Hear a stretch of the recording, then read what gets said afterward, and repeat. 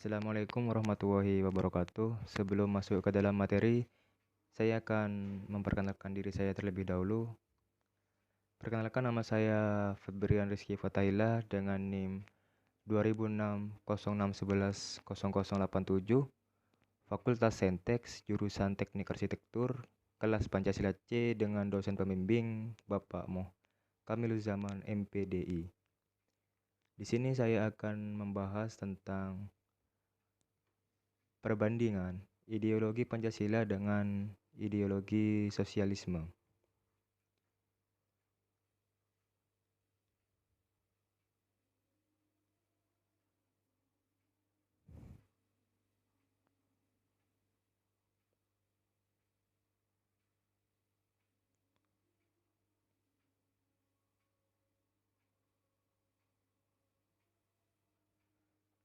Kita mulai bandingkan dari aspek pengertian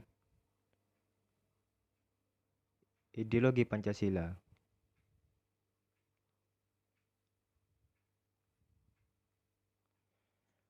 Pancasila merupakan ideologi yang digunakan bangsa Indonesia untuk mewujudkan cita-cita dan mencapai tujuan bangsa Indonesia.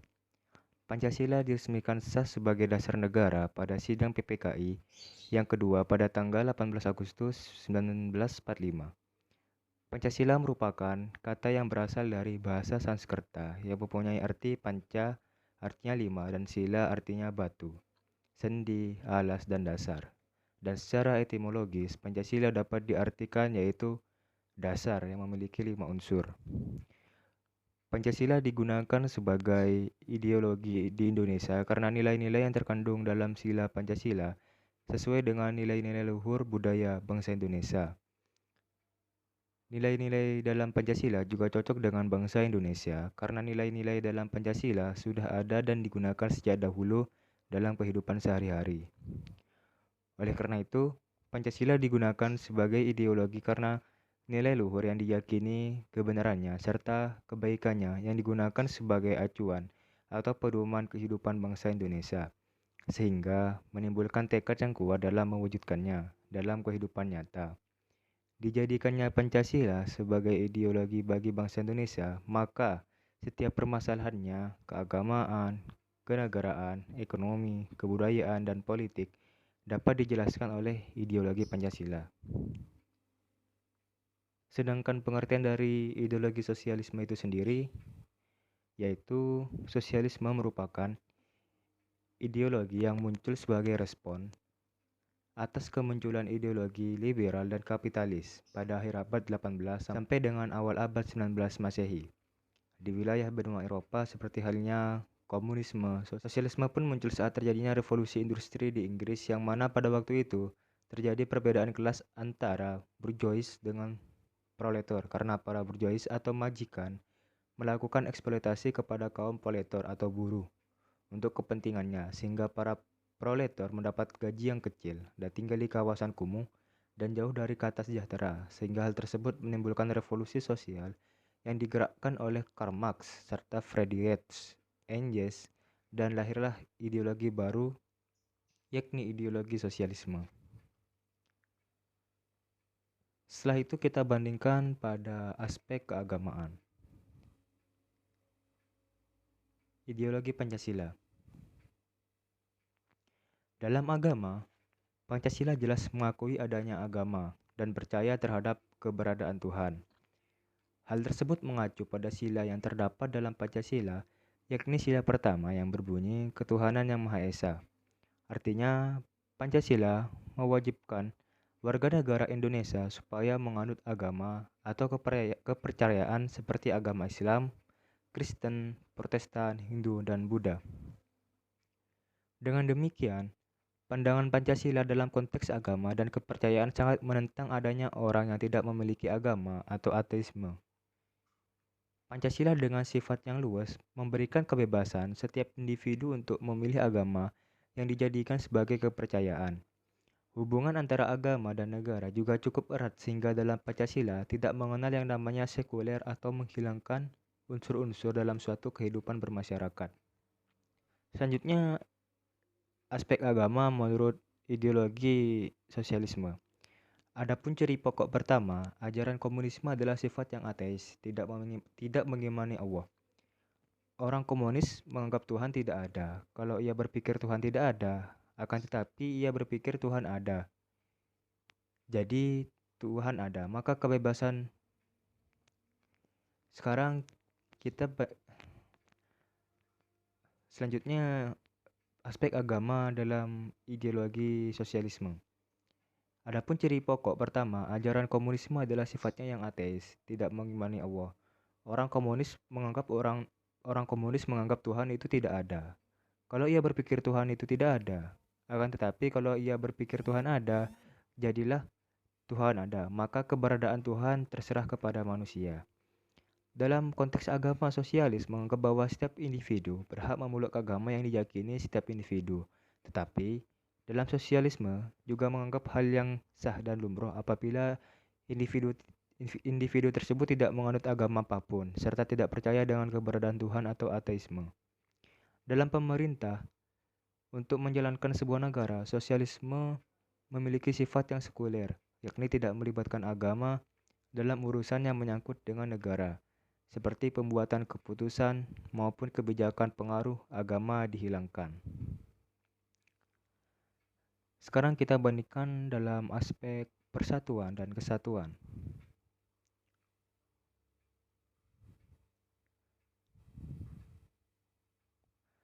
Persatuan Indonesia merupakan sila ketiga dalam Pancasila. Sesuai sila tersebut, bangsa Indonesia adalah bangsa yang multikultural yang terdapat banyak kebudayaan, suku, dan ras. Semua perbedaan itu hanya bisa tergabung menggunakan persatuan. Pengertian persatuan adalah menggabung menjadi satu yang mutlak, tidak dapat dipisahkan. Untuk terhindar dari disintegrasi, maka sangat dibutuhkan persatuan di Indonesia. Makna persatuan Indonesia dibentuk dalam proses yang sangat panjang. Persatuan adalah hal yang terbentuk tidak secara instan, melainkan melalui proses yang panjang, sehingga seluruh bangsa Indonesia memiliki persamaan nasib, satu kesatuan kebudayaan, kesatuan wilayah, serta satu kesatuan asas kerohanian Pancasila yang terwujud dalam persatuan bangsa, wilayah, dan susun negara.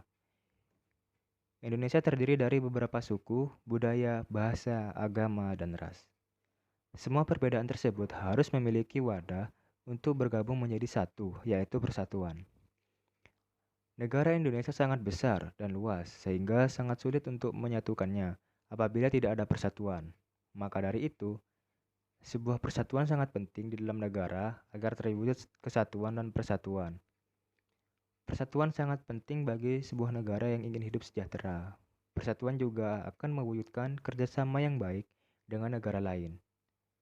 Seluruh warga Kesatuan Republik Indonesia sudah seharusnya mengetahui itu, mempelajari, mengembangkan persatuan bangsa dan bernegara sesuai dengan cita-cita pendiri bangsa Indonesia.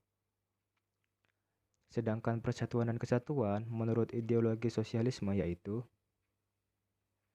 dalam ideologi sosialisme, erat kaitannya dengan kebersamaan dan rasa solidaritas yang tinggi antar masyarakat sehingga terjadi pemerataan dalam kehidupan masyarakat dan tidak terjadi kesenjangan seperti yang terjadi dalam masyarakat liberal kapitalis. Adapun negara yang menganut ideologi sosialisme yakni Laos. Contohnya negara yang menganut ideologi sosialisme itu adalah negara Laos. Sosialisme memiliki ciri khas yaitu kebersamaan antar masyarakat. Individu yang harus saling membantu antar individu lainnya supaya tidak terjadi kesenjangan dan merasakan kesejahteraan secara bersama-sama. Sehingga masyarakat yang hidup dalam sosialisme sangat menjunjung tinggi adanya solidaritas. Sekarang kita bandingkan dalam aspek ekonomi. Ideologi Pancasila. Dalam bidang ekonomi, Pancasila memandang bahwa peran negara sangat penting dalam kegiatan perekonomian, karena apabila negara tidak ikut campur tangan terhadap segala sesuatu yang berkaitan dengan ekonomi, maka akan dapat menimbulkan eksploitasi terhadap individu ataupun alam. Serta dengan terlibatnya negara dalam ekonomi, dapat meminimalisir adanya tindak penipuan, serta menghindari segala bentuk monopoli yang dilakukan oleh pihak swasta. Oleh karena itu, Di Indonesia yang menganut ideologi Pancasila, kegiatan ekonomi dibagi dalam kepemilikan negara dan swasta. Karena dalam Pancasila, menjunjung tinggi adanya keadilan sosial, tertera pada sila kelima dalam Pancasila. Dalam sila kedua yang berbunyi, kemanusiaan yang adil dan beradab, dalam konteks ekonomi, hal tersebut bermaksud bahwa Indonesia sangat menjunjung prinsip humanis dan menolak segala bentuk eksploitasi sumber daya manusia yang dapat merugikan rakyat.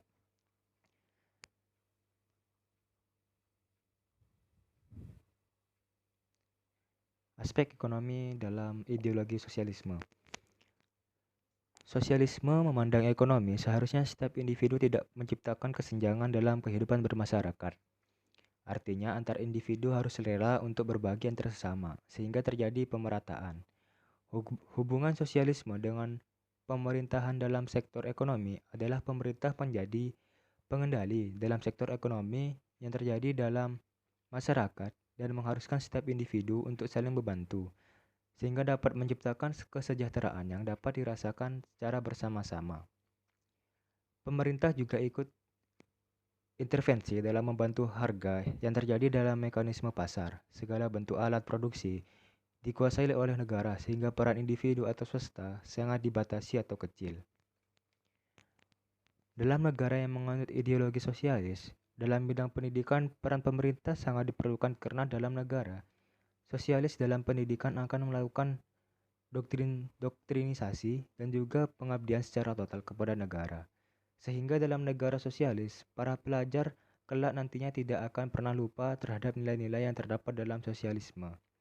Dengan melakukan doktrinisasi dalam dunia pendidikan menurut negara yang menganut sistem sosialis akan dapat membantu individu yang setia dan taat pada negara. Dalam negara sosialis, setiap individu wajib mendapatkan hak belajar sesuai waktu yang ditentukan oleh setiap negara yang menganut sistem sosialisme. Negara juga menyediakan fasilitas yang biaya pendidikan yang gratis untuk mengenyam pendidikan di negara sosialis. Sekarang kita bandingkan menurut aspek politik dan hukum. Ideologi Pancasila. Dalam politik dan juga hukum, Pancasila menganut sistem politik, yakni demokrasi Pancasila, demokrasi yang didasarkan pada asas kekeluargaan, serta musyawarah untuk mufakat dalam mewujudkan kesejahteraan rakyat. Sistem politik yang digunakan dalam ideologi Pancasila juga mengakui setiap kebebasan individu tetapi harus dengan rasa tanggung jawab, serta dalam demokrasi Pancasila tidak terdapat dominasi mayoritas atas minoritas ataupun sebaliknya. Dalam sistem politik, Pancasila menjunjung tinggi hak asasi manusia dan juga melindungi masyarakat yang menjadi minoritas. Di Indonesia juga terdapat berbagai politik walaupun tidak banyak jumlahnya, yang mana partai politik digunakan sebagai penyalur aspirasi masyarakat terhadap pemerintah. Dalam bidang hukum, Pancasila digunakan sebagai dasar dan sumber hukum dan konstitusi yang terdapat di Indonesia, karena Pancasila merupakan pedoman yang digunakan oleh warga negara Indonesia dalam memutuskan dan menyelesaikan masalah. Selain itu, dalam hukum Pancasila menjunjung tinggi keadilan sosial dan mengakui keberadaan individu dan masyarakat untuk mendapatkan haknya. Sedangkan aspek politik dan hukum menurut ideologi sosialisme yaitu dalam bidang politik dan hukum, sosialisme menganut pada demokrasi dengan kolektivitas atau kebersamaan karena persamaan antar individu dalam masyarakat sosialis sangat dijunjung tinggi. Dengan persamaan, maka demokrasi akan terlihat secara nyata dengan menggunakan prinsip yang terdapat dalam sosialisme. Dalam negara yang menganut sistem sosialis, pada umumnya akan mempunyai partai tunggal dalam sebuah negara. Artinya warga negara hanya mempunyai satu pilihan partai saja. Dalam bidang hukum, negara sosialis menggunakan penguasa negara sebagai sumber hukum dalam sebuah negara. Hukum di negara sosialis diutamakan untuk kepentingan umum, bukan kepentingan individu. Hukum dalam negara sosialis digunakan untuk melanggengkan prinsip-prinsip yang ada pada sosialisme, sehingga dalam negara yang menganut ideologi sosialisme, hak setiap individu cenderung dibatasi dan individu tidak mempunyai kesepakatan untuk memperjuangkan kepentingan pribadinya karena bertentangan dengan hukum yang ada pada ideologi sosialisme. Terima kasih dari saya. Mungkin teman-teman ada yang kurang dipahami atau penjelasan saya terlalu cepat. Mohon dimaafkan dan dimengerti. Nanti ini hasil filenya saya taruh di deskripsi grup untuk teman-teman nanti lihat sendiri, biar bisa dibaca kembali buat teman-teman perbandingan antara ideologi Pancasila dengan ideologi sosialisme. Sayangnya juga untuk pembelajaran kali ini masih dilakukan secara online karena pandemi yang juga belum usai. Semoga nanti di semester 2 kita semua bisa belajar secara luring atau offline agar materi yang disampaikan bisa maksimal. Kalau daring seperti ini mungkin kebanyakan kendala jaringan ya, kalau misal masuk ke dalam Zoom meeting gitu, mungkin banyak yang nggak bisa mengikuti karena jaringan. Supaya nanti semester depan kita semua bisa bertemu dan belajar bersama dengan cara luring atau offline. Mungkin itu saja dari saya. Kurang lebihnya mohon maaf. Assalamualaikum warahmatullahi wabarakatuh.